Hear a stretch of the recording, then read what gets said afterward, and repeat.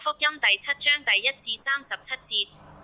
一有法利賽人和幾個文士從耶路撒冷來，到耶穌那裏聚集。二他們曾看見他的門徒中有人用俗手，就是沒有洗的手，喫飯。三原來法利賽人和猶太人都拘守古人的遺傳，若不仔細洗手，就不喫飯。四從市上來，若不洗浴，也不喫飯。還有好些別的規矩，他們歷代拘守，就是洗杯、罐、銅器等物。五法利賽人和文士問他說：你的門徒為什麼不照古人的遺傳，用俗手喫飯呢？六耶穌說：以賽亞指着你們假冒為善之人所說的預言是不錯的，如經上說：這百姓用嘴唇尊敬我，心卻遠離我。七他們將人的吩咐當作道理教導人，所以拜我也是枉然。八你們是離棄神的誡命，拘守人的遺傳。九又說：你們誠然是廢棄神的誡命，要守自己的遺傳。十摩西說：當孝敬父母，又說：咒罵父母的必治死他。11你們倒說：人若對父母說：我所當奉給你的已經作了各耳板，各耳板就是供獻的意思。12以後你們就不容他再奉養父母。13這就是你們承接遺傳，廢了神的道。你們還作許多這樣的事。14耶穌又叫眾人來，對他們說：你們都要聽我的話，也要明白。15從外面進去的不能污穢人，唯有從裡面出來的乃能污穢人。開6個括號。有古卷在此有刪6個括號。16開6個括號，有耳可聽的就應當聽刪6個括號。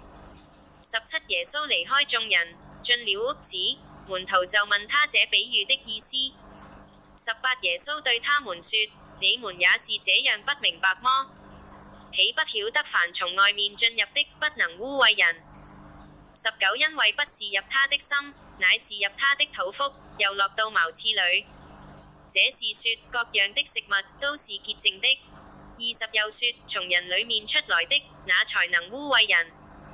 21因為從裡面，就是從人心裡發出惡念、苟合。22偷盜、兇殺、姦淫、貪婪、邪惡、詭詐、淫蕩、嫉妒、謗讟、驕傲、狂妄。23這一切的惡，都是從裡面出來，且能污穢人。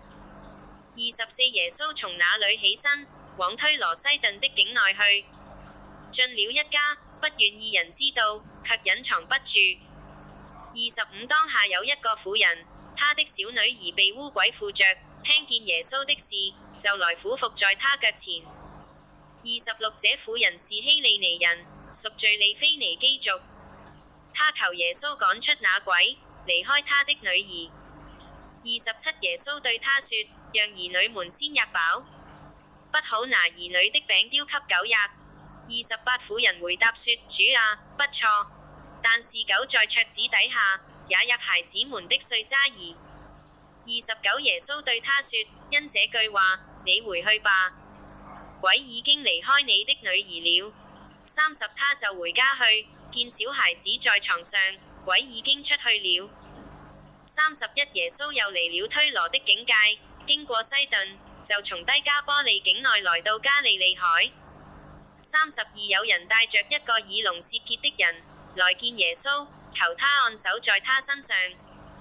33耶穌領他離開眾人，到一邊去，就用指頭探他的耳朵，吐唾沫他的舌頭。34望天嘆息，對他說：以法大，就是說開了吧。35他的耳朵就開了，舌結也解了，說話也清楚了。36耶穌囑咐他們，不要告訴人，但他越發囑咐，他們越發傳揚開了。37眾人分外稀奇，說他所作的事都好，他連聾子也叫他們聽見，啞巴也叫他們說話。